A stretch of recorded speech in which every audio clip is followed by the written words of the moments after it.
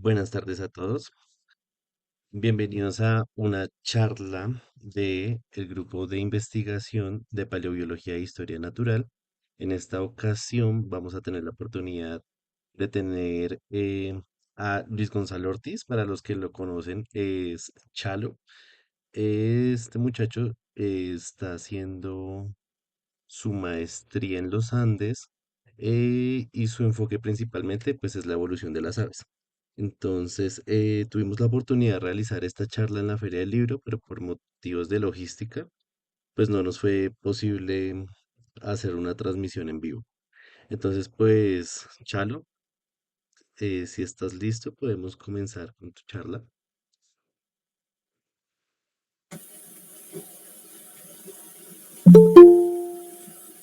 Hola, hola, Juanse. ¿Me oyes? Sí, señor. ¿Me ves? Sí, ahí se ve y se escucha Ah, súper bien. listo, perfecto. Entonces tú dirás. eh, sí, ya iniciamos. Listo, cualquier cosa, esta charla está siendo grabada y pues la montaremos en el canal de YouTube del Hipin. Entonces, adelante, Chalo. Muchas gracias. Eh, bueno, buenas tardes para todos y para todas. Bienvenidos a esta charla. Como dijo Juanse, la dimos en la Feria del Libro, sin embargo, por asuntos de logística, el internet estaba muy malo allá. No pudimos transmitirla, entonces decidimos traerla hoy miércoles 1 de mayo. Pues para mí es un orgullo celebrar el Día del Trabajador, hablando de lo que más me gusta, que son los fósiles. Entonces, bueno, bienvenidos y bienvenidas a esta charla que se titula Alas de terópodo y hocicos de ave, la conquista del cielo por los dinosaurios. De formación, soy licenciado en Biología de la Universidad Pedagógica Nacional, orgullosamente egresado de la Pedagógica. Actualmente estoy haciendo una maestría en Ciencias Biológicas en la Universidad de los Andes y orgullosamente soy paleontólogo del Grupo de Investigación en Paleobiología e Historia Natural de la Universidad Nacional. Bueno, antes de iniciar toda esta charla, hemos notado que ampliamente ya las personas, o en el conocimiento general, eh, se asume que las aves son dinosaurios. ¿Sí? De ahí por eso pongo esta pregunta en este slide. Porque ya ampliamente está aceptado. Sin embargo, en las charlas que hemos dado alrededor de las aves, la evolución y demás, eh, encontramos que las personas no conocen muy bien, ¿sí? O sea, dan por hecho que las aves son dinosaurios, lo dicen así textualmente, sin embargo no entienden muy bien el por qué, sino que simplemente dicen como que creemos que las aves son dinosaurios. Ahí es donde yo traigo a colación pues, a uno de mis divulgadores científicos favoritos, que es Carl Sagan, y él nos dice, yo no quiero creer, yo quiero saber. Entonces vamos a saber un poquito sobre si las aves son realmente dinosaurios o si no. Bueno, lo que hay que saber antes de ella. Bueno, esta charla como estaba preparada para interactuar, no la pude arreglar. Entonces, bueno, allá cada quien en sus casitas o en el lugar donde estén, respondas esta pregunta y es, ¿qué hace ave a un ave? ¿Cuáles son las características que tiene un ave? ¿Sí? ¿Será que si ustedes están en Colombia pueden reconocer un ave tan fácil como si estuvieran al otro lado del mundo? Entonces, lo que hemos visto es que sí, claro, efectivamente las aves son un grupo muy característico, ¿sí? Entonces, acá como se mencionan algunas de sus características, no tienen dientes, por el contrario, tienen un pico, tienen unos huesos muy huecos, que los vemos cuando comemos pollito, tienen sacos aéreos, bueno, los sacos de aire sí son evidentes cuando comemos pollo, pero pues ni que fuéramos pues expertos en anatomía como para diferenciar los sacos aéreos cuando comemos pollito. Otra característica, que ponen huevos, que tienen alas, tienen nidos y que tienen plumas. Estas características dentro de muchísimas otras, pero es lo que usualmente podríamos reconocer en un ave actual. Dicho esto, entonces, igual, cada quien allá en su casita, ahora responde a la pregunta de qué es un ave. Pues, ya vimos algunas de sus características, pero entonces, ¿qué es un ave? Resulta que por allá en 1700, cuando Linneo empieza a clasificar la obra divina, recuerden que Linneo es creacionista, ¿no? Entonces él clasifica la obra divina y hay un grupo muy particular que son las aves. Las aves es el único grupo actualmente que tiene plumas, ¿sí? Entonces de ahí que pues Linneo hubiera dicho como, bueno, las aves son un grupo aparte que se caracteriza por plumas, bueno, por N condiciones, ¿cierto? Pero entonces, ¿qué es lo que ha pasado? Pues que el concepto de ave tuvo que modificarse porque empezamos a encontrar fósiles. Y para abordar entonces la pregunta de qué es un ave, hay que necesariamente hablar de las relaciones evolutivas de parentesco que tienen las aves, ¿sí? O en términos técnicos, como lo llamamos nosotros, la filogenia, que no es nada más que las relaciones evolutivas de parentesco entre los grupos. Ya les voy a explicar un poquito para pronto los que no estén relacionados con el concepto. Lo que tenemos aquí es un árbol genealógico, ¿sí? Donde aquí en la base, pues digamos que estamos nosotros, o bueno, estoy yo en mi caso que estoy hablando, ¿cierto? Y yo vengo de unos padres. Esos padres tienen a su vez unos hermanos, ¿sí? Mis tíos, ¿sí?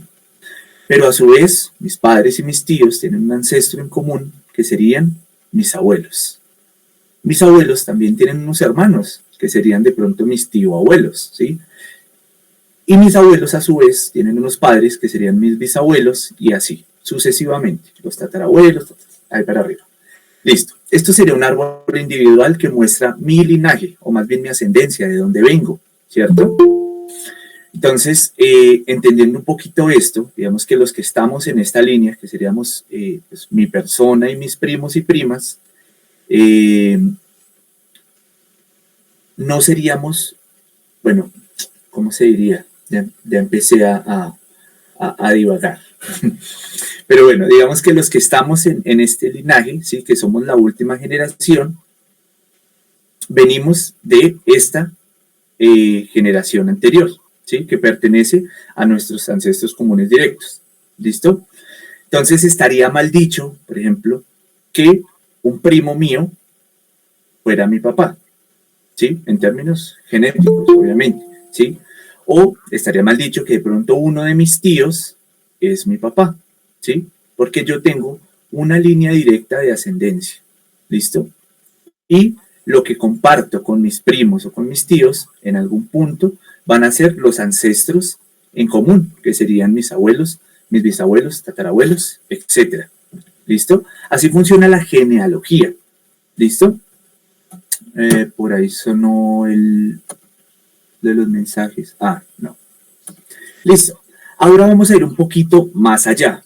Entonces, la filogenia lo que busca es establecer las relaciones de parentesco que hay, pero ya no entre individuos y entre familiares, ¿sí? Sino a nivel de grupos grandes. Es decir, nosotros, los humanos, Homo sapiens, tenemos algunos grupos que estamos emparentados muy cercanamente. Por ejemplo, con el chimpancé. ¿Listo? Y al igual que con el chimpancé, pues con otros animalitos, como por ejemplo los gorilas y los bonobos. ¿Listo? Por así decirlo, somos grupos hermanos o grupos primos, por así decirlo. ¿Y por qué lo decimos? Porque según en este mapita que está un poquito mejor explicado, quiere decir que en este puntico que estoy señalando, en esta intersección, se divide lo que fue los humanos y se divide lo que son los chimpancés. Eso quiere decir que en este punto está el grupo poblacional ancestral que le dio origen tanto a los chimpancés como a nosotros.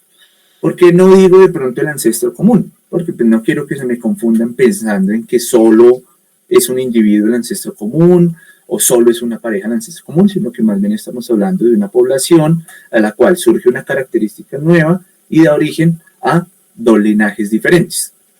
Entonces, por acá en amarillito estaría el origen de los primates y más adelante estaría la diversificación entre chimpancés y humanos, tal cual como pasó anteriormente. Por acá en este amarillito que estoy señalando abajo estaría el origen de los mamíferos, ¿sí? Y más adelante ¿sí? Hubo un ancestro común que permitió nuestro origen y otro que permitió el origen de otras formas de mamíferos, para el caso del ejemplo, los ratones. Y de ahí para abajo, pues, el resto del linaje, para que entendamos un poquito qué es la filogenia. Si tienen sus preguntitas, las van apuntando y al final tratamos de resolver si queda algo por ahí flotando. Listo. Ahora vamos directamente a las aves, a ver la filogenia o las relaciones de parentesco de las aves. Entonces están por acá, representadas aquí con un pollito. Listo. Toda esta línea que ustedes ven acá, al costado derecho, representa todo el linaje ancestral al que pertenecen las aves. Entonces vamos a tratar de ver uno a uno. Bueno, las aves actualmente sabemos que tienen plumas, tienen pico, bueno, etcétera, tienen ciertas características que no tiene ningún animal hoy en día. Sin embargo, si tuviéramos la oportunidad de tener una ventana de al menos unos 100 millones de años, un poquito más, también un poquito menos, nos quedaría muy difícil diferenciar lo que es un dinosaurio terópodo, un dinosaurio no aviano, de lo que sería un ave. Porque pues digamos que vamos a ver ciertas características que hoy son de las aves, pero resulta que son heredadas de grupos ancestrales. Entonces aquí, bueno, lo que quiero que vean es que, bueno, están las aves. Su grupo más cercano ancestral es este puntico que está acá, esta diversificación. Ay, ¿qué pasó? ¿Cómo cierro esto? Denme un segundito, por favor.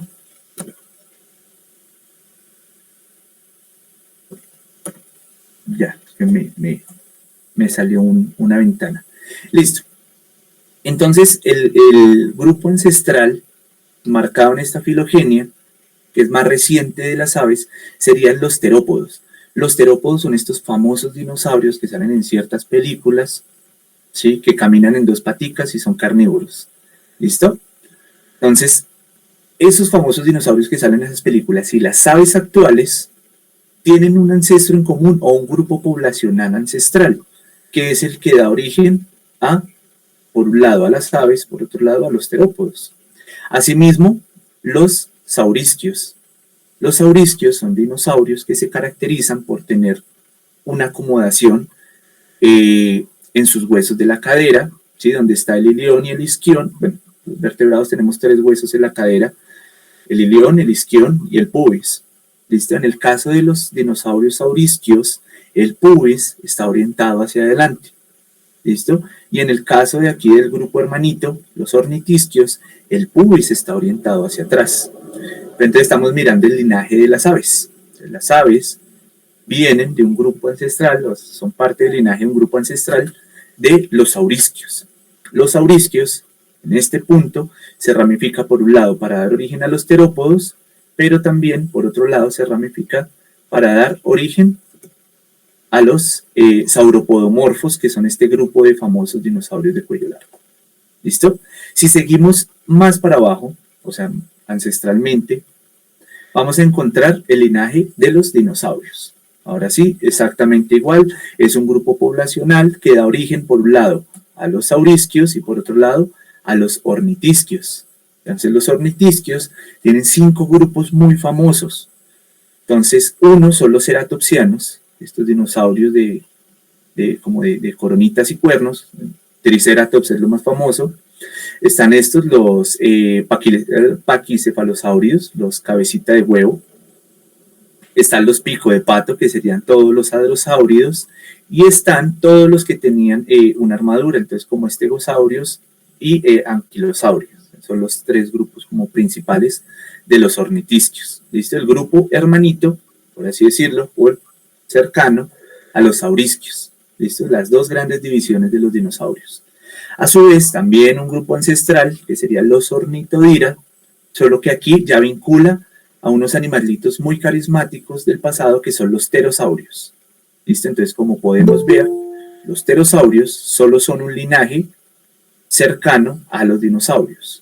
Entonces también está muy mal dicho que digan que los pterosaurios son dinosaurios voladores. ¿Listo? Los pterosaurios simplemente son un grupo hermano de los dinosaurios y su ancestro común o su grupo poblacional ancestral se conoce como los ornitodira. ¿Listo? Y asimismo, el siguiente, o lo más ancestral, serían los arcosaurios.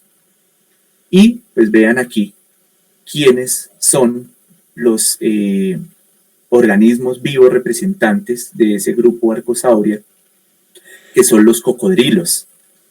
Entonces, esta es toda la relación de parentesco, o bueno, no toda, una parte de la relación de parentesco de las aves. Pero lo que quiero que vean acá es que los pterosaurios están extintos. Todos estos ornitisquios están extintos, sauropodomorfos igual, y terópodos como los conocemos también.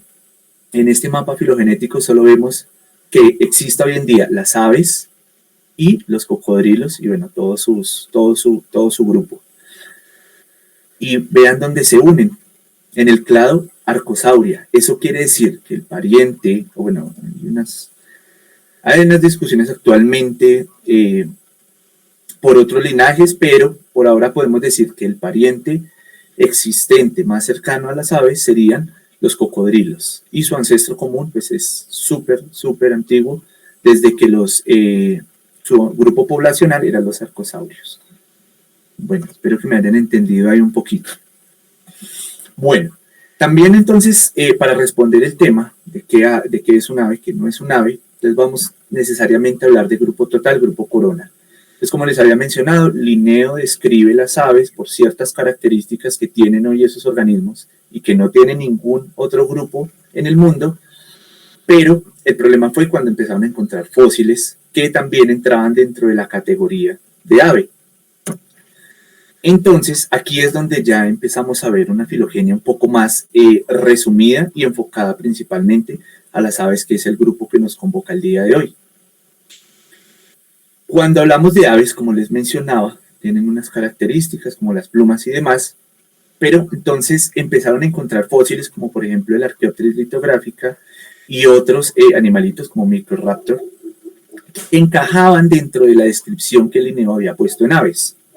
Entonces teníamos unas aves antiguas, por así decirlo, y unas aves actuales. Por lo tanto, se generan dos clados o dos grupos nuevos. El primero sería Neornites, que sería considerado el grupo corona de las aves actuales.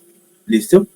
El grupo corona sería como el grupo principal que ramifica esta divergencia. Entonces, en Neornites tenemos por un lado los paleognatos, que serían todos los similares a las avestruces, ¿sí? Y por el otro lado tendríamos los neognatos, que serían pues ya el resto de las aves, como por ejemplo lo vemos aquí en la imagen, los loros, los pavos, flamencos y demás. Y por acá está el grupo más diverso de las aves hoy en día, que son los paseriformes, que más o menos tienen como el 50% de las especies de aves en el mundo. ¿Listo? Eso sería el grupo corona Neornites, que son las aves actuales, las que conocemos, cómo las conocemos. Y el grupo total sería pues lo que conocemos como ave, pero entonces le pusieron el nombre de aviale. Quiere decir que tiene forma de ala, por así decirlo. Y ahí es donde se agrupan todos esos linajes que son más basales en este linaje de las aves. ¿Listo? Entonces hablamos de grupo corona, aves actuales, grupo total, vincula las aves actuales, pero también los grupos troncales o los grupos basales. ¿Listo?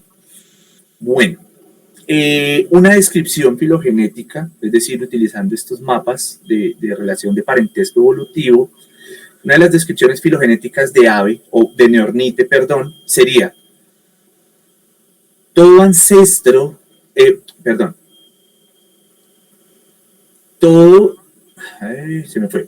toda especie que descienda del ancestro en común entre Strutio camelus, que sería el avestruz, y Passer domesticus, que sería un representante del grupo de los paserinos. ¿Listo? Entonces, si fuéramos a dar una definición filogenética de qué es un aviale, entonces diríamos que son todos los descendientes del ancestro común entre Archaeopteryx litográfica y Passer domesticus, o bueno, los paserinos en total. Si fuéramos a dar una descripción filogenética de dinosauria, bueno, acá en el ejemplo, y de hecho así es todos los descendientes del ancestro en común entre Triceratops y Passer domésticos. Y si fuéramos a dar una descripción filogenética o de parentesco evolutivo de qué es un ornitodira, está por aquí abajito, entonces sería todos los descendientes del ancestro común entre Pteranodon y Passer domésticos. Listo, espero que también haya quedado claro. Si tienen duditas, al final solucionamos. Bueno, entonces eso sería un ave en términos filogenéticos, pero entonces nosotros ¿cómo podemos saber si efectivamente ese es el linaje ancestral al que pertenecen las aves o no? Entonces utilizamos algo muy bonito y es la anatomía comparada. En la anatomía comparada, básicamente, como su nombre lo indica, es comparar esas formas, ¿sí?, de esos cuerpitos que tienen, pues, tanto lo que conocemos como dinosaurios y lo que conocemos como aves. Entonces, bueno, acá vemos un esquelético de un ave. Entonces, son muy particulares porque las aves tienen una modificación acá en los huesos de la muñeca. Estos huesitos que nosotros llamamos carpos y metacarpos, en las aves está fusionado, generando una estructura que se llama carpo-metacarpo. ¿Listo? Al igual que nosotros, tiene el radio y tiene la ulna.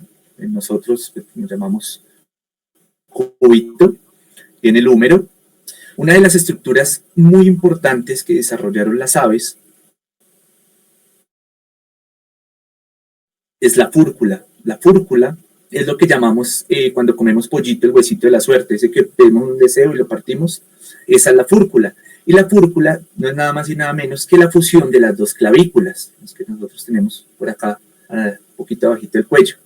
La puntica de esa fúrcula se va a unir a otra estructura muy importante en las aves, que es la quilla.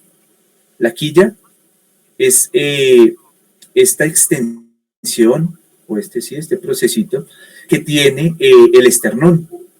Entonces, para los que han comido pollito, esto se como la pechuga. Y usualmente cuando nosotros cocinamos, queremos hacer un arroz con pollo o algo que lleve bastante pollo desmenuzado, compramos una pechuga. ¿Por qué compramos una pechuga? Porque es una de las estructuras que más tiene músculo en un ave. Y estos músculos que están acá en la pechuga, ¿sí?, o en el esternón, como deberíamos llamarlo, es el que jala las alas y le da la propulsión para contrarrestar la gravedad y arrancar el vuelo. Obviamente en pollos las gallinas no son voladoras, sin embargo tienen buena pechuga. Esto es un tema ahí de selección artificial, pues obviamente el pollo necesita tener comamos. Sin embargo, en pollitos silvestres que no vuelan, pues la pechuga no está tan, ¿cómo se diría? Como tan grande, pues. Mientras que algunos aves voladoras sí tendrán una quilla bastante pronunciada con una pechuguita bien desarrollada para generar esa propulsión en las alas. Bueno, otra de las características que tienen las aves es el sinsacro o la rabadilla que llamamos nosotros. El sinsacro o la rabadilla es la fusión entre varias estructuras. Entonces están los tres huesos de la cadera, que sería el pubis, el isquion y el ilion, pero además están las últimas vértebras dorsales, estarían todas las vértebras sacras y las primeras vértebras caudales. ¿Listo? Entonces, las últimas vertebritas acá de la espalda, todas las vertebritas aquí en la caderita y las primeras de la colita. Y aparte, pues, unida con los tres huesitos de la cadera. Entonces se llama sinsacro, nosotros lo conocemos como rabadilla. Y otra estructura, es muy importante en las aves, serían los tarsometatarsos. Como su nombre lo indica, es una estructura que se origina a partir de los huesitos que los vertebrados tenemos en los pies, que serían los tarsos y los metatarsos, solo que aquí se unen formando una estructura única. ¿Listo? Entonces lo que quiero que vean acá en este esquema, usualmente estamos acostumbrados a pensar que la rodilla de las aves va hacia atrás o está dirigida hacia atrás. Pues no, es mentira, porque la rodilla queda en la unión entre el húmero y la tibia, ¿verdad? Es decir, acá. Entonces la rodilla de las aves, al igual que los humanos y los demás vertebrados, va hacia adelante. Lo que pasa es que esto acá no se ve porque el ave tiene plumas. Y lo que vemos nosotros es esta partecita de acá. pero esto vendría a ser como el talón, porque es la unión de, como tal, la tibia o el tibio tarso a tarso metatarso. Entonces sería como el taloncito. Bueno, sigamos. Listo, teniendo en cuenta esto, vamos a ver una carta que le escribe Darwin a James Dwight en 1863, y él dice: el ave fósil con cola larga y dedos en las alas es por mucho el mayor prodigio de los últimos tiempos. Es un gran caso para mí, ya que ningún grupo estaba tan aislado como los pájaros. Muestra lo poco que sabemos de lo que se vivió en la época anterior. Entonces vea que para 1800 eh, apenas llevábamos como 40 años, sí, más o menos 40 años del descubrimiento de megalosaurios, ¿no? Para 1863. Y Darwin nos dice que el ave fósil, que tiene cola larga y dedos en las alas, pero que nosotros acabamos de ver, y las aves tienen una cola corta, pues tienen los dedos fusionaditos, por así decirlo. Entonces nos menciona pues de lo poco que sabíamos en ese momento sobre las aves, que vuelvo y digo, son un grupo que actualmente, si uno los ve, se diferencia a todo el resto de los grupos. Pero si vamos al registro fósil, ya empezamos a ver muchas similitudes. Entonces esto nos decía Darwin. Y Darwin se refería a una especie que le da precisamente nombre a esta charla, a las de terópodo y hocicos de ave, que es Archaeopteris litográfica. Entonces, aquí en el costado izquierdo de la presentación vamos a ver un poquito de la osteología o de los huesos que presenta este espécimen. Entonces acá tiene el húmero, ¿sí? Acá tiene el par de húmeros, ¿sí? Los bracitos, tiene radio, tiene ulna, ¿sí? Pero vean acá, si ustedes observan bien, tiene 3 garras, es decir, este animalito no tenía fusionados los tarsos ni los metatarsos, ¿sí? Ni tampoco los dígitos, sino que tenía las garritas, para que lo tengan muy en cuenta. Y ahora, pues miremos acá el cráneo está dirigido hacia abajo. Archaeopteryx no tenía pico, lo que tenía era un hocico con dientes, y acá a la parte derecha lo que podemos ver es su reconstrucción. Entonces, vean que tenía un hocico. Entonces, por eso, alas de terópodo. Entonces vemos que las aves ancestralmente vienen de los terópodos, bueno, son terópodos, ¿sí? Conservan el carácter, y además tenían hocico. Y como esto es un ave, es aviale, entonces hocico de ave. En las reconstrucciones, bueno, ¿cómo sabemos los colores? Rápidamente, hay unas células que dan la coloración a las plumas que se llaman los melanosomas, y los melanosomas se llenan de melanina, algo así similar a lo que pasa con el cabello, pero entonces dependiendo la forma del melanosoma, ¿sí? de esa célula, va a reflejar la luz de cierta manera. ¿Sí? Entonces, unas figuras más alargadas van a tender a dar colores más oscuros, unas más redondeadas, unos colores más claros, y unas que sean ya muy lanceoladas, como muy puntudas, van a tender a dar esos colores oscuros iridiscentes. ¿Listo? Entonces, ahí hay como una hipótesis de cómo pudo haber sido el color de las plumas de Archaeopteryx. Bueno, y como Archaeopteryx, varios especímenes más que se han encontrado, como Microraptor y demás. Entonces, bueno, aquí lo que vamos a ver es las diferencias que hay entre Archaeopteryx y un pato actual, ¿sí? Como representante de las aves actuales. Entonces, este pato está representando a los neornites, y este Archaeopteryx está representando a ese grupo basal de los aviales. ¿Listo? Entonces, las diferencias marcadas acá son: en aves actuales tenemos fusión de carpo-metacarpo y fusión de los dígitos. ¿Listo? Caso contrario, aquí en Archaeopteryx tenemos cada dedo totalmente independiente, ¿sí? Tenía sus propias garritas aparte. Segunda diferencia, el sinsacro, que ya lo vimos, la famosa rabadilla y la cola corta. En Archaeopteryx presentaba su cadera usual de terópodo, ¿sí? Que sería ilión, isquión, y el pubis ubicado en posición no paralela al isquión. ¿Listo? Entonces, pero entonces lo que vemos acá en la rabadilla o en el sinsacro es que el pubis, que es este huesito delgadito, ya va totalmente paralelo al isquion, incluso ahí va pegadito. ¿Listo? Cola pequeña en aves actuales, cola larga en estos aviales basales. Otra de las grandes diferencias es que el esternón de Archaeopteryx es muy pequeñito, mientras que el esternón de las aves actuales es bastante grande y además tiene pues una pronunciación a la cual llamamos la quilla. Listo. Bueno, les cuento entonces que el vuelo no apareció de la noche a la mañana, ¿sí? No es como que el grupo de allá de Archaeopteryx, ¿sí? de aviales, hubiera aparecido la característica de volar de la noche a la mañana. Entonces vamos a ver qué tuvo que haber pasado hablando de linajes ancestrales en las aves para que pudieran volar. Listo. Entonces me imagino y quiero creer que están reconocidos con esta imagen, las famosas alitas de pollo. Son deliciosas, por cierto.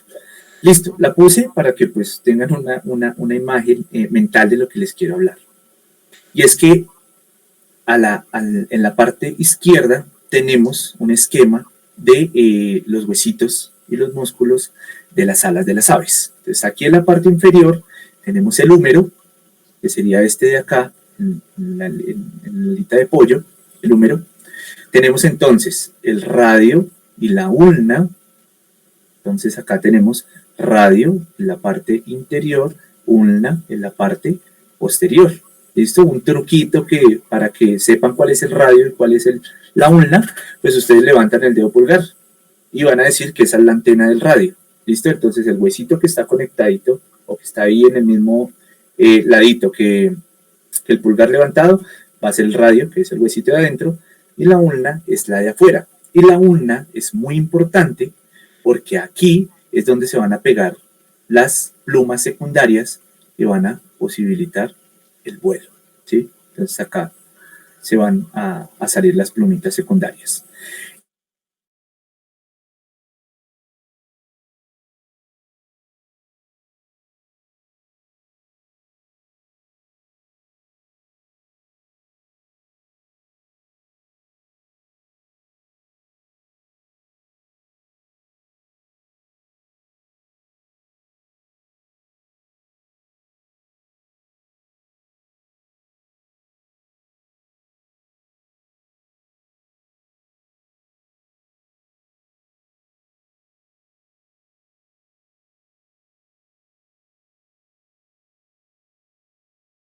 Es donde va a ser una estructura muy importante para el vuelo y es una plumita o una estructura que se llama el álula.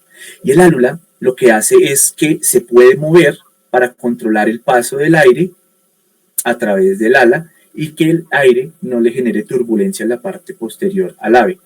Entonces el ave va planeando y va moviendo el álula para controlar ese paso de aire y que la turbulencia no le haga ir hacia atrás y no la tumbe en pleno vuelo. No sé si han visto de pronto en algunos momentos que va un ave volando y como que pareciera que se la tragara un remolino, pues es la turbulencia que genera el aire cuando llega a la parte posterior del ave. Listo. Pero entonces vamos a empezar a ver esos caracteres ancestrales de dónde vienen. Entonces dijimos que las aves, acá hay una manus de ave, la siguiente es de Archaeopteryx, la siguiente es de Deinonychus. Para los que de pronto no sepan muy bien, los Deinonychus son un tipo de dinosaurio terópodo muy similar a lo que presentan en la película de Jurassic Park como un velociraptor. ¿Listo? Pues se hagan una idea. Bueno, entonces la manus del ave, del neornite actual, tiene dígito 1, es un dígito corto, que es donde va el álula, como ya les mencioné. El dígito 2 es el más largo, ¿sí? El que va más arriba, y el dígito 3 pues está aquí como en la mitad. Entonces miremos ese carácter ancestral de esa fórmula digital. Entonces acá en Archaeopteryx tenemos dígito 1, que sería el más corto, dígito 2, que sería el más largo, dígito 3, que es el del medio. ¿Listo? Solo que en Archaeopteryx no están fusionadas las falanges. ¿Listo? Ni los carpos y metacarpos. Y en Deinonychus, si vamos a ver la fórmula digital, es exactamente la misma. Dígito 1, el más corto, dígito 2, el más largo, dígito 3, el del medio. Y lo mismo, pues no hay una fusión aquí de estas falanges ni de carpos y metacarpos. Listo, entonces vemos que esa fórmula digital no es propia de las aves, sino que viene de un carácter ancestral. Aquí lo que ven, estas alitas ya no son alitas de pollo, sino que es una reconstrucción de los bracitos y de las extremidades anteriores de un Deinonychus. Entonces, lo que quiero que vean es la disposición que tienen. ¿Por qué? Porque en Jurassic Park nos muestran que estos terópodos tienen las manitos en una disposición, no sé si me ven en cámara, tienen las manitos agachadas hacia abajo, ¿sí? Como posición Jurassic Park de terópodo. Entonces siempre ponen las manitos hacia abajo. Pero pues resulta que según la anatomía de las aves, de los Archaeopteryx, es decir, los aviales, y de los terópodos, esas muñecas, ¿sí? Esa posición no debería ser así. Eso, lo que nos muestra la película básicamente es que tiene las muñecas fracturadas. ¿Por qué? Porque acá es donde hablamos de dos particularidades, que es la pronación y la supinación. Bueno, los que me puedan ver, voy a hacer un ejemplo, y los que no se preocupen, voy a explicar. Entonces, una posición neutral es poner la mano como cuando vamos a saludar a alguien de mano, ¿listo? Con la palma mirando hacia la parte medial del cuerpo, como, bueno, mirando mejor dicho, si vamos a saludar con la mano derecha, la palma va a estar mirando hacia la mano izquierda. Esa sería la posición neutral. Un movimiento pronado o una pronación sería hacer un movimiento que nos lleve la palma de la mano hacia el suelo. O sea, que un movimiento, cosa que la palma de la mano quede mirando hacia el suelo sería. Eso sería una pronación.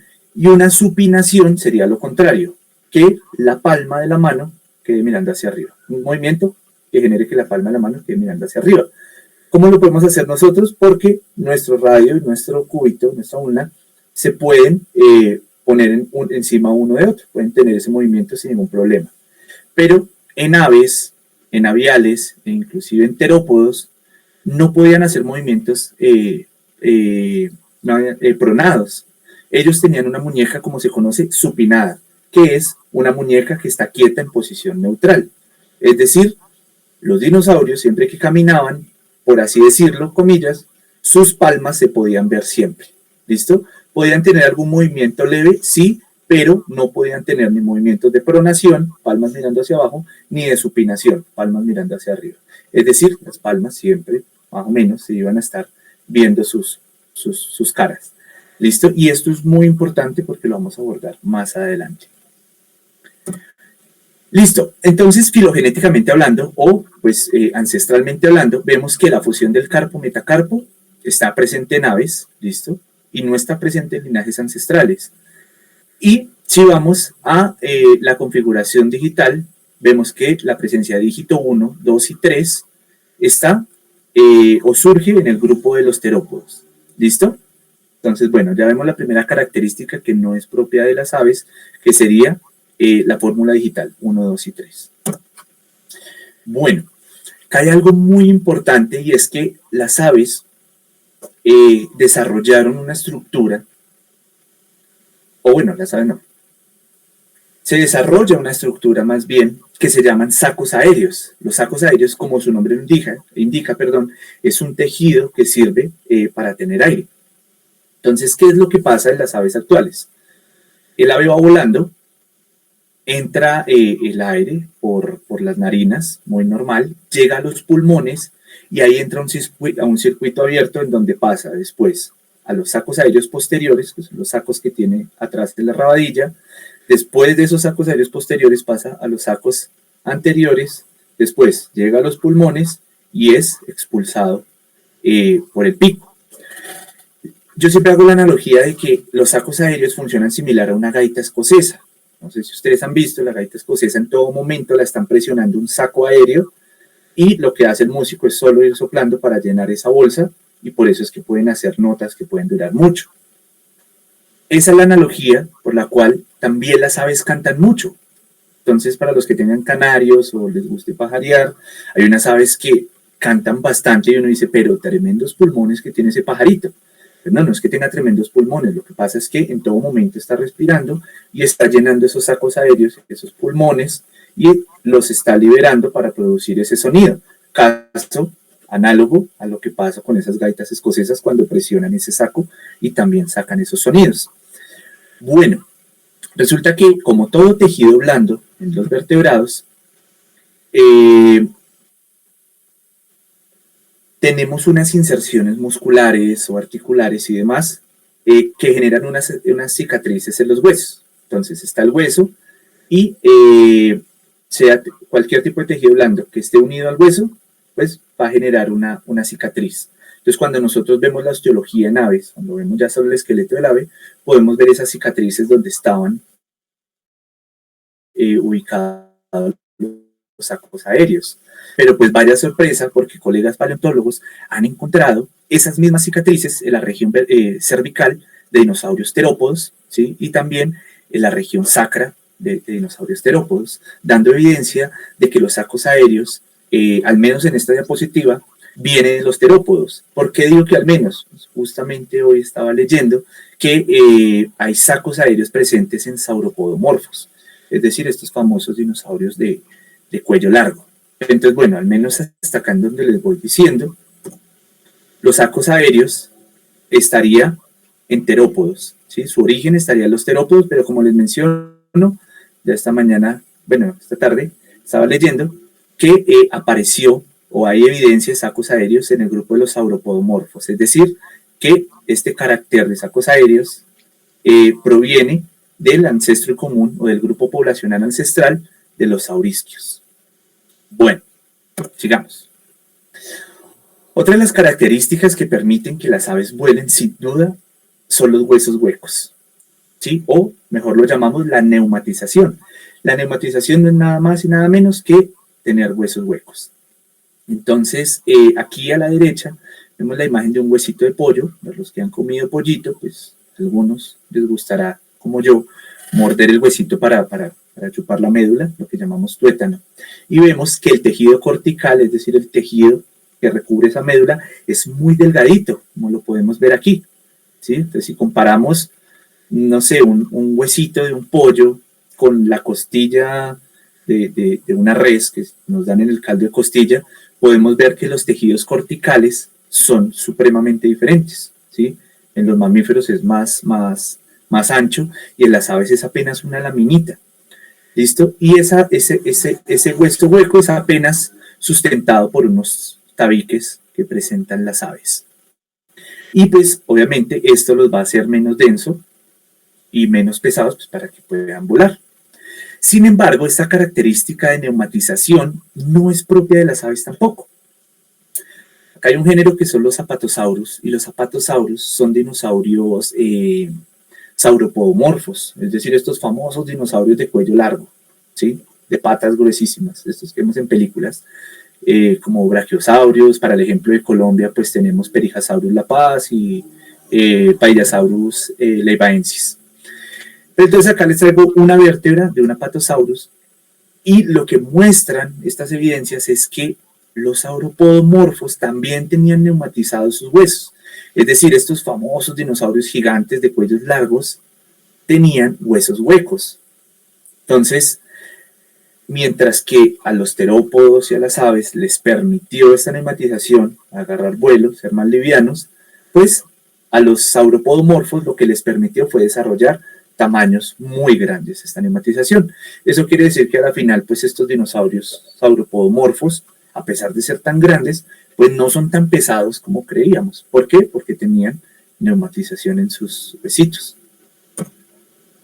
Bueno, acá hay algo, bueno, es cruel, pero bueno, son datos y hay que darlos. Y es, les voy a contar la historia, la conté en la Fieldbook. Resulta que en 1758, un sujeto de apellido Hunter estaba pues apretándole la tráquea a un pollo, pues para mirar a ver pues el tema de la respiración precisamente. Pues el pollo empezó a forcejear, como cualquier organismo que le estén impidiendo respirar, empezó a forcejear y en el forcejeo se fracturó una clavícula. La clavícula quedó hacia afuera. Y el pollo se calmó. O sea, no se murió, sino que simplemente se calmó y dejó de pelear por su vida. Pero no se moría. Entonces, ahí es donde viene esta cita de Hunter de 1758, donde dice, y a continuación corté el ala a través del húmero en otra ave, y al atar la tráquea como en el gallo, descubrí que el aire pasaba hacia y desde los huesos por el canal de este hueso. Entonces, ¿qué fue lo que vio Hunter?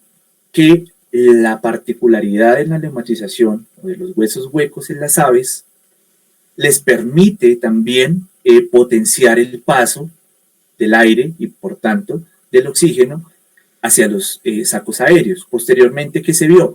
Que efectivamente sí, los sacos aéreos anteriores, los que están hacia adelante, bueno, cerca a la cabeza, están unidos a las clavículas y al húmero. Por tanto, pues digamos que cuando entra el aire al ave por los pulmones y después pasa a los sacos aéreos, también pasa por los huesos huecos para garantizar pues que el oxígeno llegue a todo el cuerpo. Entonces uno se haría la pregunta, bueno, ¿por qué un ave tendría que generar esas estructuras como sacos aéreos y huesos huecos que les permita mayor flujo de oxígeno en el cuerpo? Pues no sé, imagínense ustedes, los que hacen deporte y los que no también, imagínense usted correr todo el día, ¿sí? Las aves casi en todo momento están volando y hay unas que incluso duran días volando. Entonces, el coste energético de volar pues es bastante alto, entonces ellas necesitarían pues aprovechar al máximo su oxígeno. Además recordemos también, pues, como ellas vuelan, a más altura menos oxígeno. Entonces, tuvieron que tener unas estructuras que potencien el oxígeno lo máximo para generar pues mayor energía, pues, hablando de respiración. Bueno, entonces vemos que la neumatización viene del grupo ancestral de los saurisquios. ¿Por qué? Porque hay neumatización en dinosaurios saurópodos y hay neumatización en aves. Eso quiere decir que viene de la intersección, es decir, del grupo poblacional ancestral o del ancestro común de los saurisquios. Bueno, ahora vamos a ver lo más chévere, lo más característico, lo más vistoso de las aves, que son las plumas.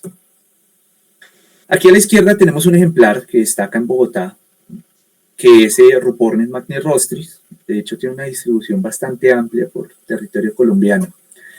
Pero bueno, es muy característico, ¿no? Es un ave común y corriente. Tiene plumas, ¿sí? A pesar de que las plumas de las alas, del vientre, de la cabeza sean diferentes, pero que son plumas, podemos reconocerlo aquí y en donde sea, ¿sí? El pico, las patas, sabemos que es un ave. Listo.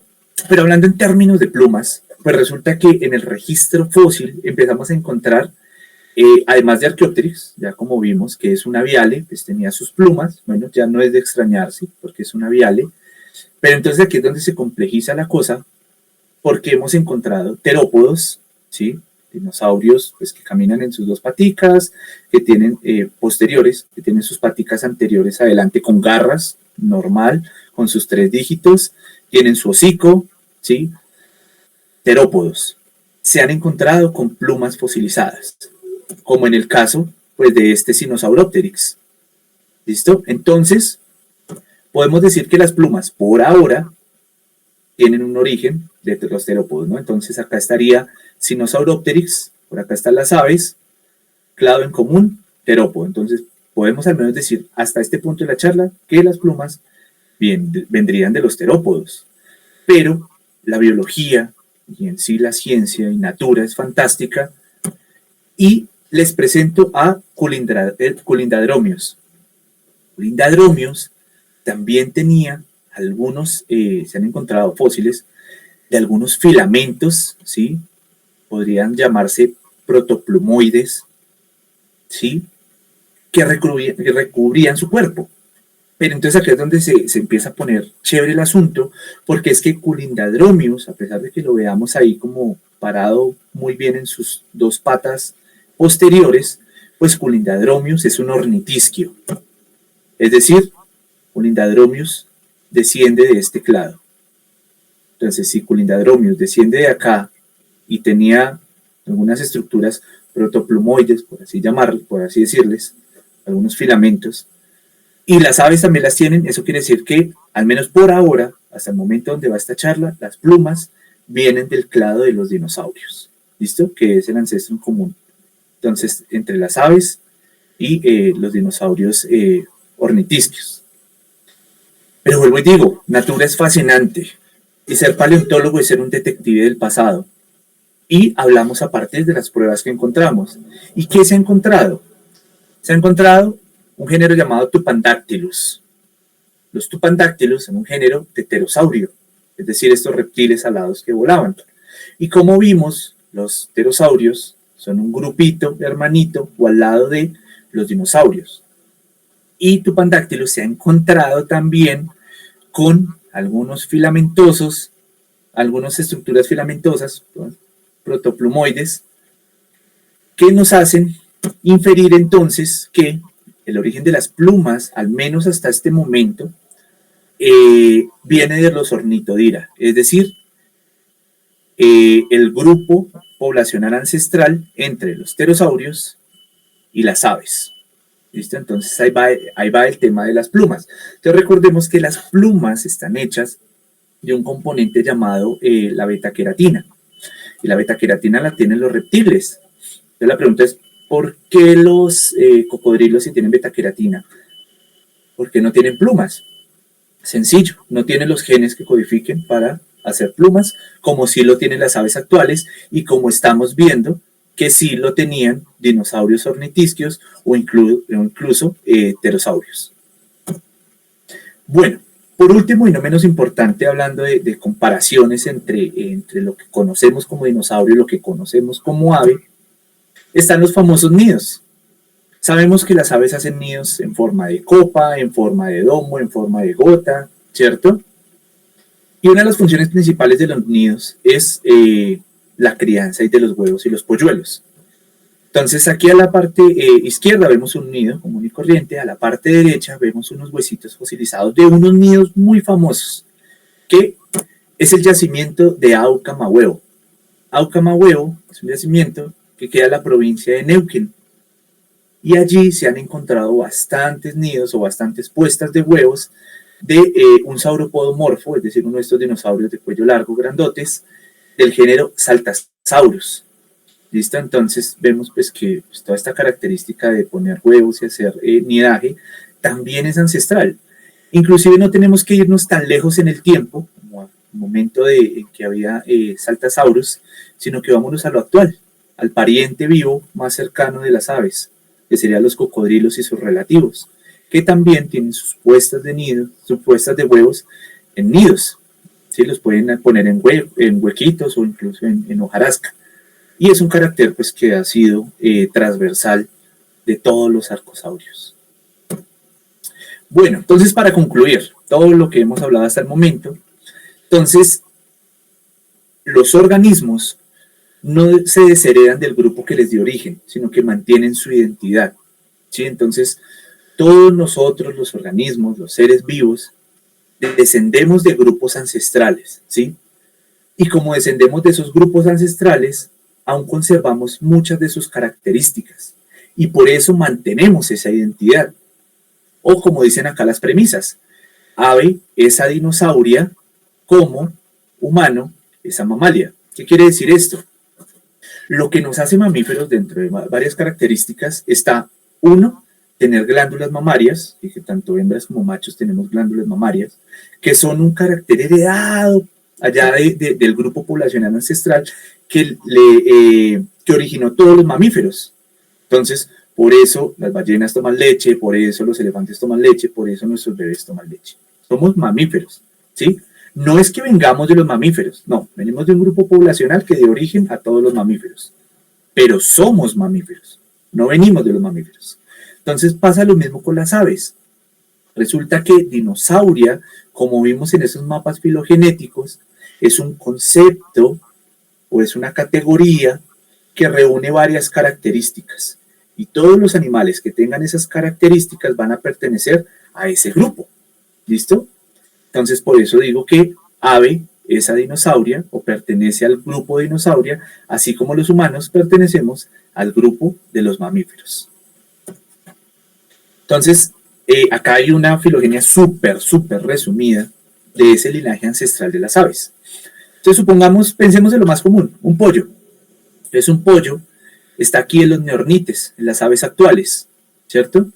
Y todo este sería su linaje ancestral, ¿sí? Entonces, es correcto decir que un pollo es un neornite, es un ave actual, pero también es una aviale, ¿sí? A pesar de que aviale se haya ramificado y haya generado otras formas como Archaeopteryx o Microraptor, pues también generó a los neornites. Entonces, por tanto, un pollo es una aviale. Pasó exactamente igual con los maniraptores. Entonces, el grupo de los maniraptores generó unos grupos, ¿sí? Como por ejemplo este de la película, el Ptericinosaurus, este que tiene las uñas súper largas. Entonces es un maniraptor. Entonces, digamos que este grupo se dividió hacia estos tipos de maniraptores, pero entonces también generó a los aviales y después a los neornites. Y toda esta es la línea ancestral de las aves, al menos hasta el clado dinosauria. Entonces, ¿es correcto decir que un pollo es un neornite? Sí. ¿Es correcto decir que un pollo es un aviale? Totalmente. ¿Correcto decir que un pollo sería un maniraptor? Sí. ¿Un pollo sería un celurosaurio? Sí. ¿Sería un terópodo? También. ¿Sería un saurisquio? Sí. Por ende, sería un dinosaurio también. Y así podemos seguir por todo el linaje ancestral, hasta llegar a lo más basal del árbol de la vida, que sería precisamente organismos o seres que tienen vida. ¿Listo? Ese sería como el linaje ancestral de las aves. Entonces, bueno, ¿qué tuvo que haber pasado? Ya queda claro, pero ¿qué pasa con la conquista del cielo? Que es nuestro complemento del título de esta charla. Entonces tenemos dos hipótesis. Tenemos, número uno, la hipótesis arbórea, número dos, la hipótesis cursorial. Vamos a ver cada una de ellas. La hipótesis arbórea del origen del vuelo, propuesta por Marshall en 1880. ¿Qué nos dice la hipótesis arbórea? Básicamente, el grupo ancestral de las aves desarrolló todas las estructuras para poder escalar primero los árboles, y una vez estando arriba, tal vez por asuntos de depredación, empezó a saltar para caer encima de la presa. Posteriormente, selección favorece el desarrollo de estructuras, ¿sí? Sea por adaptación o exaptación, para poder planear, y posteriormente selección favorece estas estructuras para un vuelo libre. Del todo no es descabellado. ¿Por qué? Porque si vamos al registro actual, entonces recuerden que el presente es la clave del pasado y viceversa.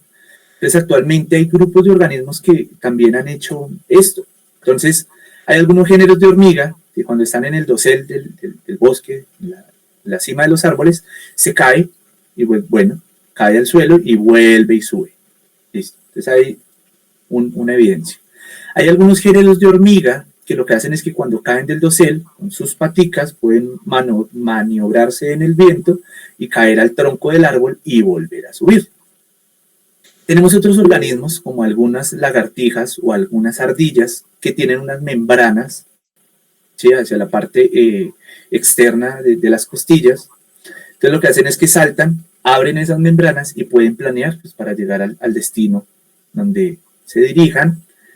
Y pues estas estructuras, pues digamos que, o esto ha pasado pues varias veces, entonces no es descabellado la hipótesis arbórea.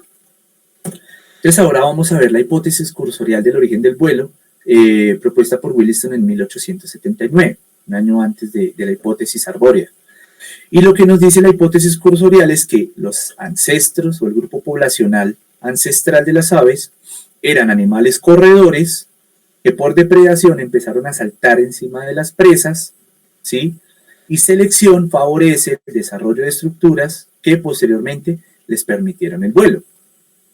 Evidencia de ello, bueno, número uno, indiscutiblemente los terópodos son animales hechos para correr. Bueno, hechos no, sino pues, su diseño está hecho para correr, ¿sí? Son animales corredores, lo vemos aquí con los terópodos, lo vemos incluso acá con los estrutios, los avestruces, ¿sí? Animales corredores, y es porque la estructura de las paticas posteriores de los dinosaurios, digamos estas bisagras, solo tienen dos movimientos, hacia atrás y hacia adelante. ¿Listo? Y esto es muy importante para establecer qué hipótesis del vuelo tiene más sentido, porque los dinosaurios solo podían mover las paticas hacia adelante y hacia atrás, ¿sí? Entonces como que a mi modo de ver no pudieron haber desarrollado algunas estructuras o algunas modificaciones que les permitieran subir, digamos, un árbol con un ángulo de inclinación de 90 grados. ¿Listo? También entonces recuerden la condición supinada de las extremidades anteriores o de las garritas de los terópodos. Entonces siempre estaban en posición neutral esas garras, y si le sumamos a eso unas paticas que solo van hacia adelante y hacia atrás, quiere decir que tuvo que haber un coste energético bastante grande y mucho tiempo, obviamente, para que los dinosaurios, su grupo, el grupo ancestral de las aves, generara estas estructuras para poder escalar y posteriormente volar. ¿Sí? Entonces el coste energético es mucho más grande, por lo cual parsimoniosamente la hipótesis cursorial es la más indicada. Además, ¿por qué? Porque se han hecho algunos experimentos, en este caso con perdices, y es que las han puesto a caminar sobre pasarelas. Entonces, cuando la pasarela está en posición horizontal, ¿sí? 0 grados, la perdiz camina sin ningún problema. Y cuando se lo inclinan a menos de 45 grados, bueno, la perdiz sube la pendiente sin ningún problema, pero cuando ya hay una inclinación de 45 grados, la perdiz empieza a aletear para poder subir.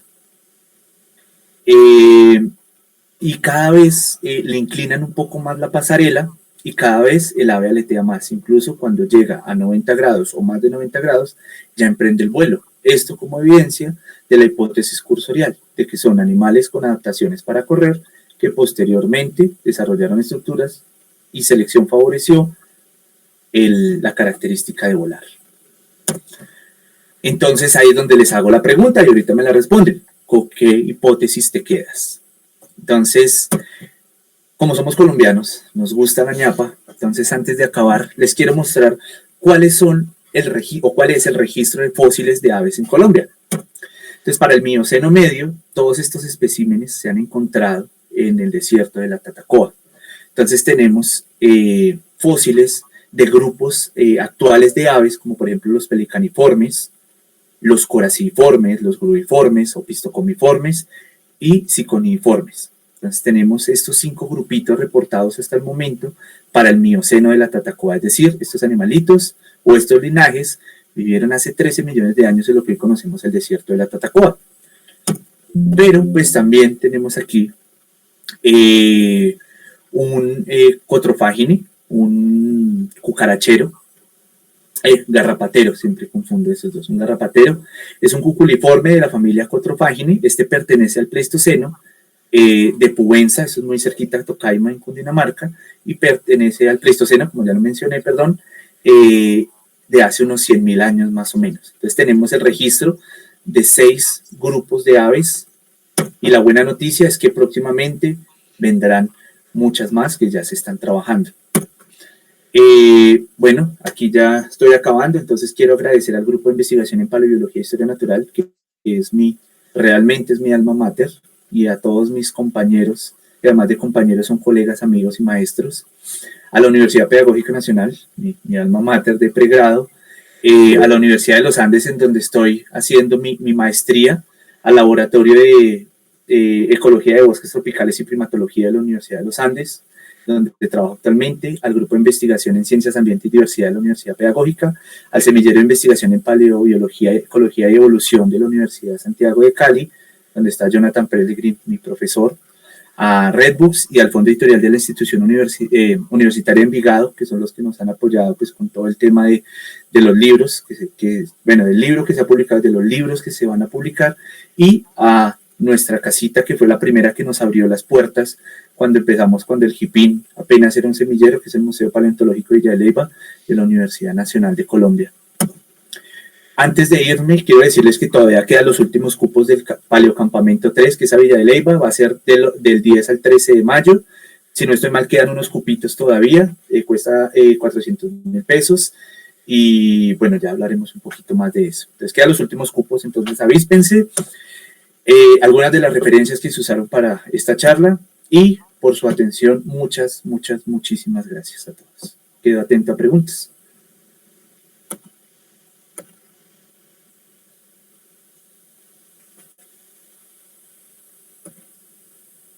Chalo, muchas gracias por la charla.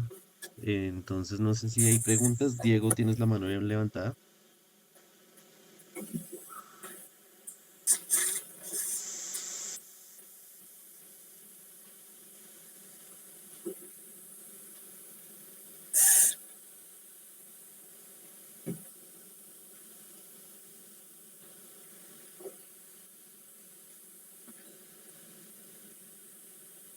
No, entonces acá en el chat, entonces Julián Santiago Casares dice caer con estilo, entonces él hace referencia a la hipótesis arbórea, ¿no? Que cuando salta y cae con estilo antes de aprender a planear. Héctor nos dicen que quedan 2 cupos para la salida de campo de Villa de Leyva, que es ahorita este 10 de mayo. Y gracias a Julián, a Dieguito por los comentarios, a Simón. Simoncito es un estudiante de la Universidad del Valle, de licenciatura de Cali. Carlito, Bueno, cuéntame. tenemos dos manos levantadas. Está Violeta, que está como ilustración Violeta. No sé si tienes alguna pregunta.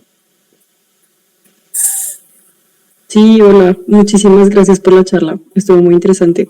Estaba Gracias. pensando, es que debe ser muy jodido, pero no sé si hay alguna forma de con los fósiles determinar, por ejemplo, a partir de cuándo surgen las estructuras que permiten el canto de las aves, porque pues sería interesante también como otro carácter que distingue al grupo aves, entender desde cuándo viene o si hemos, por ejemplo, visto los dinosaurios mal rugiendo en todos los documentales de Sí, pronto. no, totalmente de acuerdo. Sí, porque es que cuando vemos películas, incluso los que han hecho las películas dicen como, no, lo que hacemos es como mezclar sonidos de rugidos principalmente de mamíferos, ¿sí? Entonces recordemos que la estructura principal de las aves, o bueno, la estructura que permite el canto de las aves es la siringe. Pero mira que no todos tienen siringe, por ejemplo los catártidos no.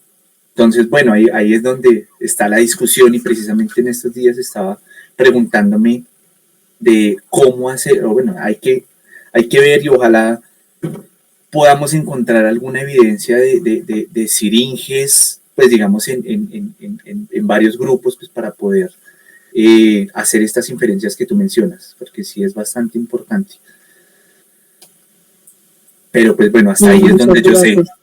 Claro, y es Dale, que querida. también escuché una exposición hace poco de un compañero, de Nicolás, el que estuvo precisamente el domingo, sobre todo lo que viene asociado a como neurolingüística de aves con respecto al canto. Eso me imagino que sí, no hay forma de averiguarlo en dinosaurios, pero tiene como unas consecuencias evolutivas muy interesantes en todo lo que es como la fisiología cerebral.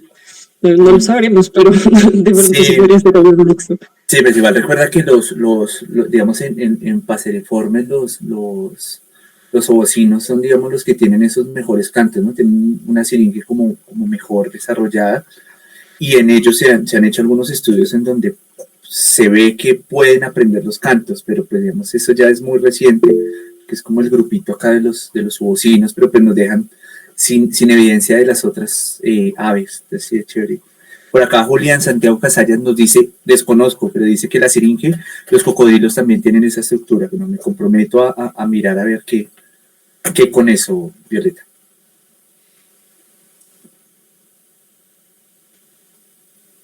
Listo, muchas gracias. Dale, querido. Tenemos otra mano levantada de Lady Joana. No sé si quieras hacer la pregunta, Lady. Adelante.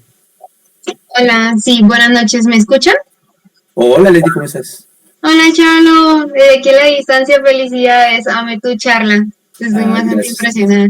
Charlo, yo tengo una preguntita así como duda. Cuando su merced estaba comentando, por ejemplo, esa fusión de los huesos del tarso y el metatarso de esas aves, Ajá. al compararla con los antecesores, esa fusión le ayudó a ellos a tener un mejor vuelo para ellos, o desde sus antecesores ellos ya eran muy buenos voladores, como para más o menos tratar, me surgió la duda a qué se debió a que se fusionaran esos huesos para que se pudiera generar como la ala que nosotros conocemos hoy en día.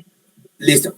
Entonces, bueno, entonces no serían tarso-metatarsos, sino carpo-metacarpos. Entonces, carpo-metacarpos serían los de las extremidades anteriores, tarsos, los de las piernas, extremidades posteriores. Pero entonces digamos que es muy importante porque hablando de tarso-metatarsos, es decir, de las paticas, ya, digamos, se estaba formando en dinosaurios terópodos. Entonces, esto lo que les permitió fue generar mayor velocidad, así como mejores adaptaciones para correr. ¿Listo? Entonces, por eso yo digo que la hipótesis cursorial es importante, o bueno, considero que es la que es, porque digamos que volvamos a la diapositiva y les muestro. Cursorial. Acá.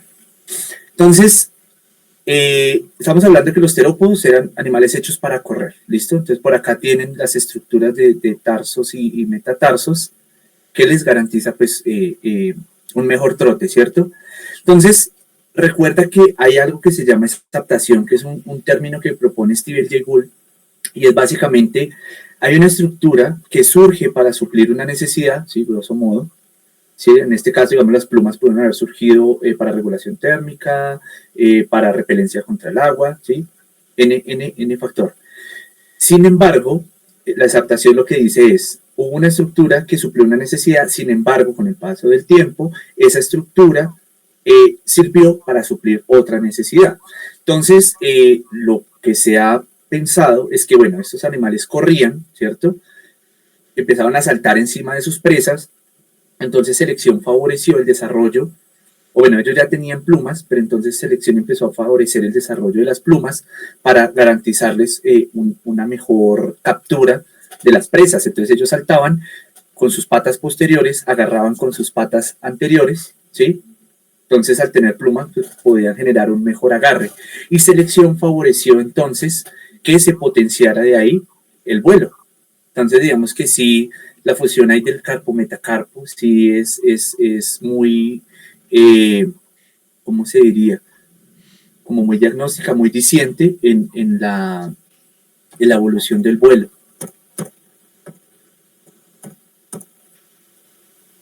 Ah, no, dale, muchísimas gracias por aclararme la dudita. Dale, querida. Bueno, Charito, acá en el chat preguntan. Andrés García dice, quería preguntar si hay evidencia de los sacos aéreos en pterosaurios. Hasta donde yo sé, no. Entonces, como les decía, entonces, cuando hice la charla de la Filbo, la preparé, pues leí de enterópodos y justamente, pues dije esta tarde, pero realmente fue como media hora antes de esta charla, estaba mirando y encontré un paper donde habla de sacos aéreos en sauropodomorfos. Entonces, hasta pterosaurios no sé, pero pues digamos que eso es lo bonito de la biología, o sea, todo puede pasar. Entonces, pues, igual lo que nos da, mejor dicho, o sea, mejor dicho, Carl Sagan decía, explicaciones extraordinarias tienen que tener pruebas extraordinarias. Entonces, si por cosas del destino se infiere que hay sacos aéreos en pterosaurios, es porque tendríamos que encontrar unas evidencias de sacos aéreos ahí. Entonces, hasta el momento no, o hasta donde yo sé no, pero bueno, todo puede pasar. Dale. Y Andrés García también como que complementa y hace como otra pregunta. Dice que ¿qué consejos o recomendaciones podrías darle a estudiantes de biología que quieran enfocarse en paleontología? Es muy bonito porque yo de formación soy licenciado en biología, de hecho acá tengo mi tarro de la peda. Yo soy licenciado en biología, yo estudié para ser profesor de colegio de biología y por ese motivo, pues en varios lugares como que encontré barreras para estudiar paleo o pues dedicarse uno a esto. Entonces, una recomendación, la más importante es, número uno, no se rinda y toque todas las puertas posibles. Entonces, en su momento, yo no conocía paleontólogos en Colombia. Lo que hice fue hacer un intercambio con la Universidad Nacional. Vi algunas materias en el departamento de biología, vi unas materias en el departamento de geociencias.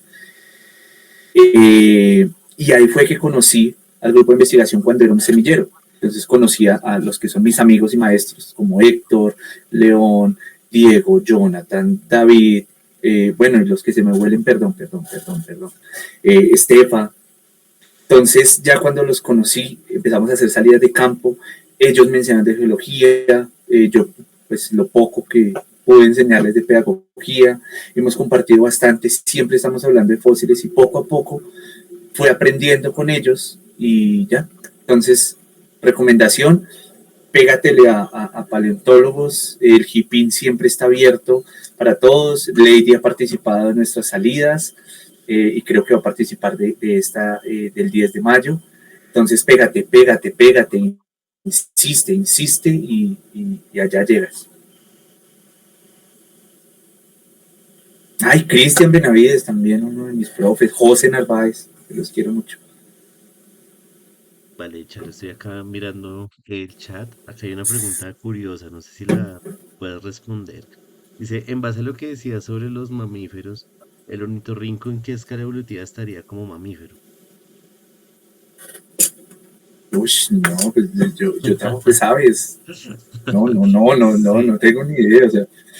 O sea, sé que es un mamífero que pertenece a un grupo de los monotrema que se caracterizan por ser ovíparos, pero no, o sea, hasta allá, hasta allá. No me atrevo allá a meterme a navegar en fuerzas que desconozco. No, mamífero, sí quería, te debo ahí el dato. De pronto León en alguna charla puede aclarar ahí esos animalitos raros. Sí, queda pendiente de parte del HIPIN, que se puedan, pues, chicos, la idea es que este espacio es de estudiantes para estudiantes, cuando quieran compartir algo de lo que están estudiando, algo de lo que se están enfocando, es un espacio en el que todo el mundo está bienvenido y la idea es como crecer juntos.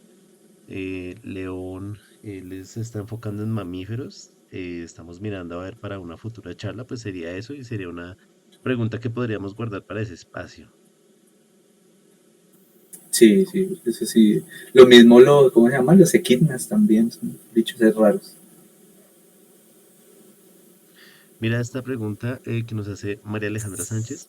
¿Hay alguna forma en que se pudiera estudiar sobre parte del comportamiento social de las especies extintas a partir de la observación de los fósiles? Uy, créeme que me he hecho esas preguntas, pero pues está complicado, ¿no? Está súper complicado porque, o sea, ¿cómo podríamos estudiar la etología de los fósiles? Es una pregunta de investigación supremamente amplia.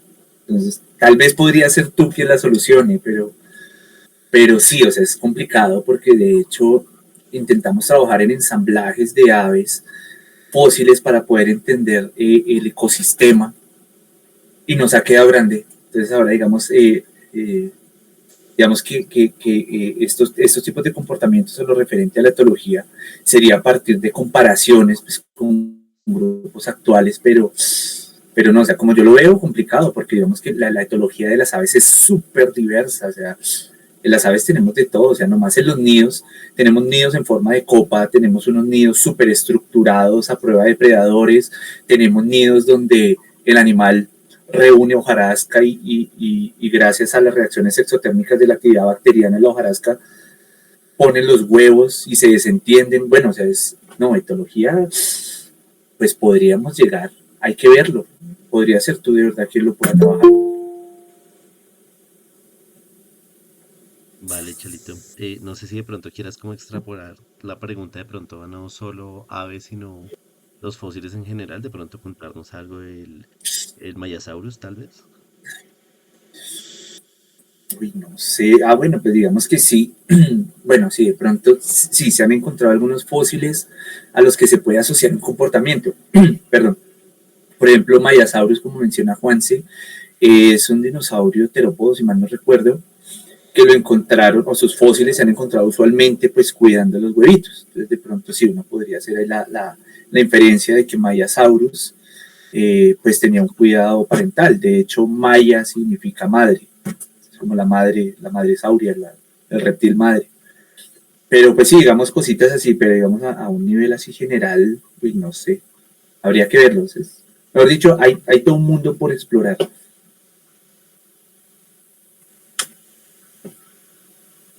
Listo, y por último, la última pregunta que tenemos acá en el chat en este momento es, ¿qué tipos de análisis tendríamos que hacer o qué muestras necesitaríamos recolectar para determinar realmente el sonido, el rugido o la vocalización de los dinosaurios? Se ha encontrado fosilización de tejido blando hacia pues, la parte cervical, ¿no? Hacia la faringe y eso, que ha generado algunas inferencias, o sea, que ha permitido generar unas inferencias en sonidos. Pero, pero pues sí, o sea, el secreto está ahí, el secreto tiene que estar en la preservación de estructuras blandas, ahí pues en la garganta pues de los dinosaurios, ¿no? porque es que también volvemos a lo mismo, ¿no? Recuerden que dinosaurio es un grupo muy diverso, que tiene ornitisquios, tiene sauropodomorfos, tiene terópodos, tiene aves. Entonces, pero bueno, sí, o sea, la clave está en encontrar tejidos blandos de la garganta, sean desde condiciones ancestrales como la faringe, sí, como el tracto, o algo ya más actual, como por ejemplo la siringe en aves. Pero pues la clave yo creo que estaría ahí. O bueno, debe estar ahí.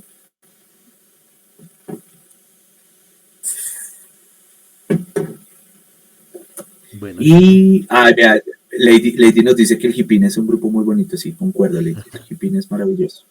Es mi alma mater. Y no, en serio, yo quiero mucho a mis compañeros que me han enseñado bastante. Y asimismo, pues tenemos compañeros que también saben bastante y hay algunos que están estudiando pregrado, hay otros que incluso acabaron de entrar a pregrado. Entonces siempre en todo momento estamos tratando de potenciar el conocimiento y el reconocimiento del patrimonio paleontológico colombiano, que es bastante importante. Y pues poder entender las páginas de este libro que llamamos Historia de la Vida en la Tierra. Entonces la invitación siempre es a seguir excavando. gracias, Chalito. Alguien me pregunta por acá directamente a mi número, ¿cómo pueden hacer para conseguir tu libro?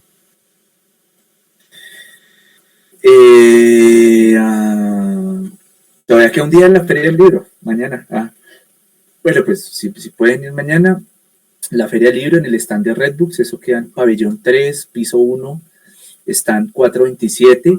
Si no, pueden ingresar a internet, ahí en Google ponen reptiles fósiles de Colombia y escriben Redbooks como libros rojos y ahí los conducirá a la página oficial de Redbooks para que lo puedan comprar en línea.